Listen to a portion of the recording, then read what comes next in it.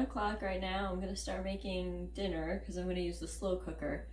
I'm gonna be making a super easy chicken tikka masala. I feel like this is the epitome of slow cooker recipes because you're literally just throwing everything in and then you leave it for 4 hours and come back and it's basically done. So if you like a little bit of Indian spice in your meals, this is definitely the recipe for you.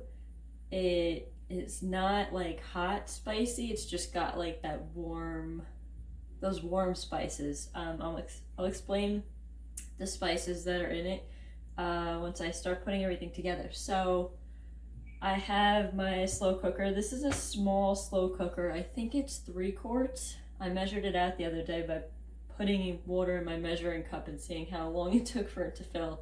I'm pretty sure it's 3 quarts. It's meant to be for 2 people. This recipe, I think you could do it in larger slow cookers. I don't think it matters. My mom has a larger slow cooker and I got the recipe from her. So I have chicken in my pot already.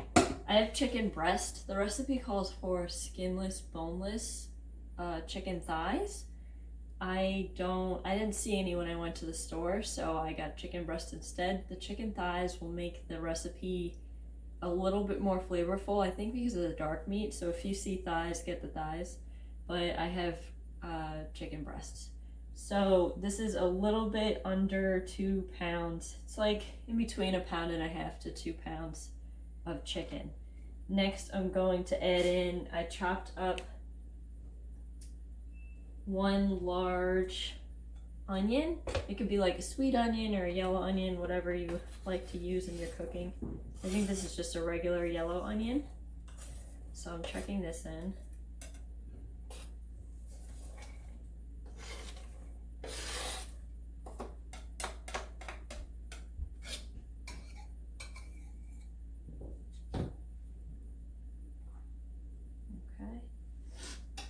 The next thing I'm going to put in is 3 cloves of garlic. I already skinned my garlic, so now I'm just going to use my garlic squisher and squish it in.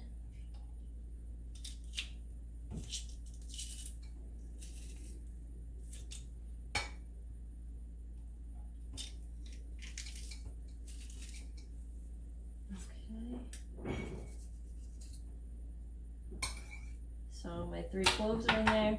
Next I have tomato paste. I'm going to put in 2 tablespoons. I have 1 tablespoon already measured out. And I'm going to put in another.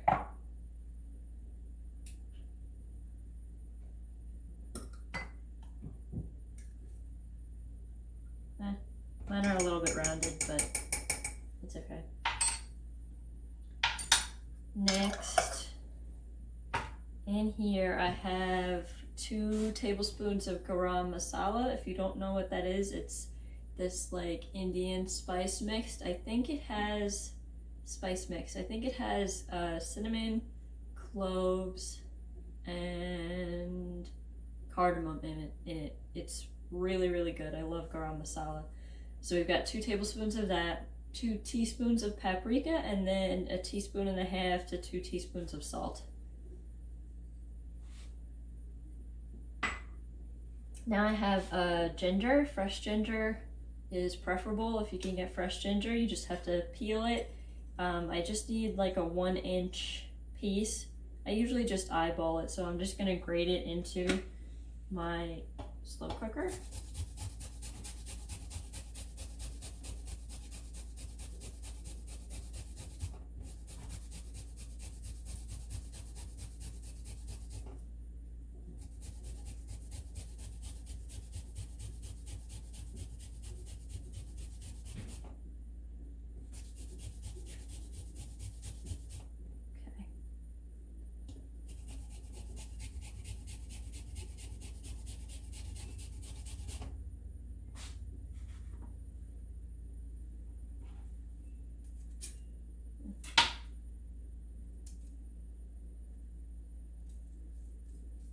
Just want to get all that good ginger in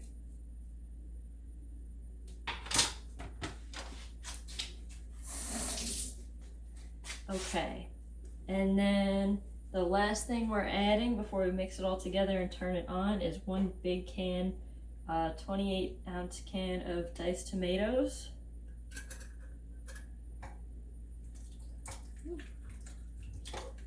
With the juices, don't like strain it or anything. So put that whole can in. And now we're just gonna mix everything together.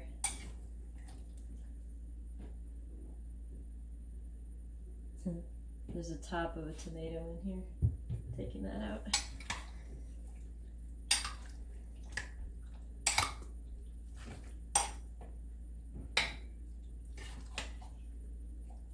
So mix it all up as best as you can.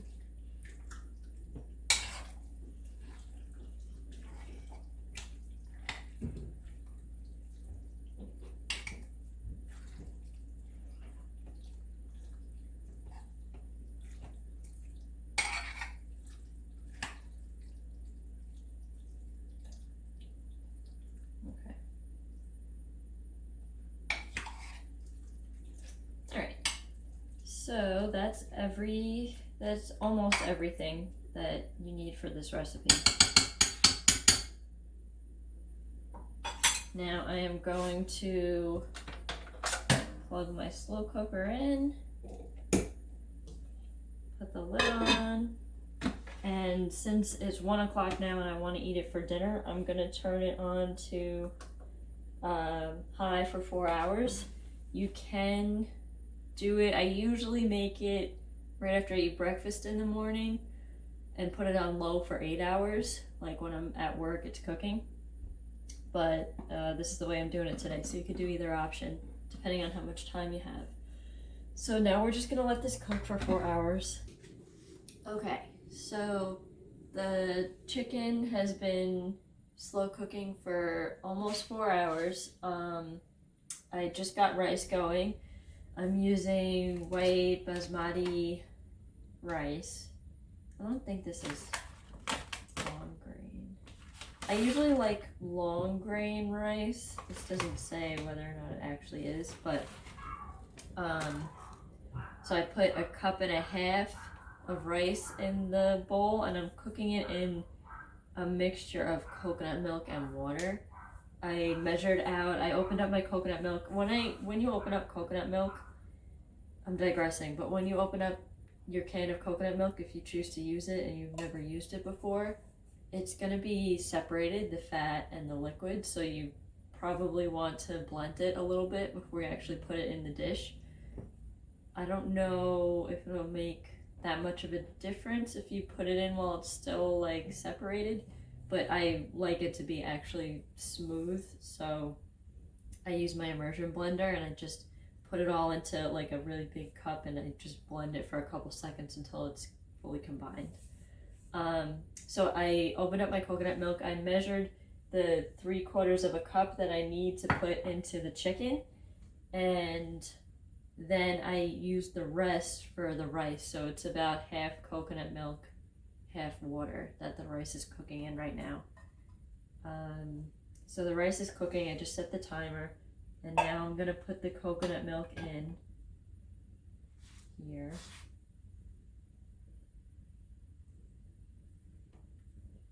So 3/4 cup.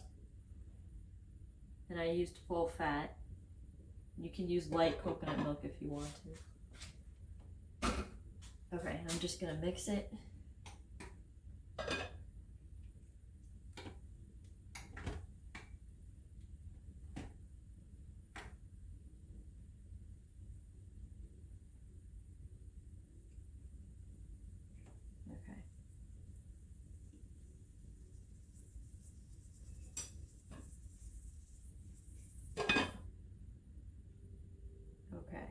So now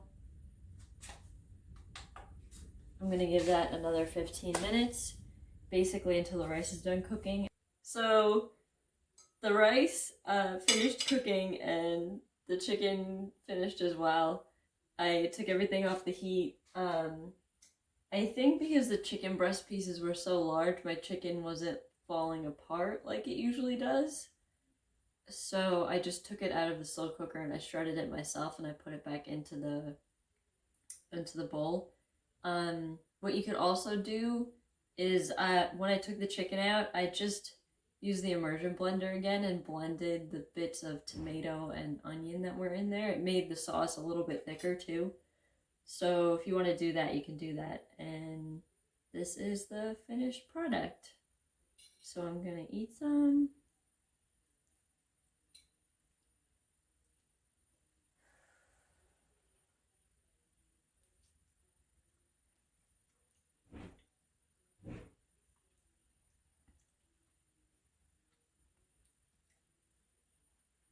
It's really, really super good.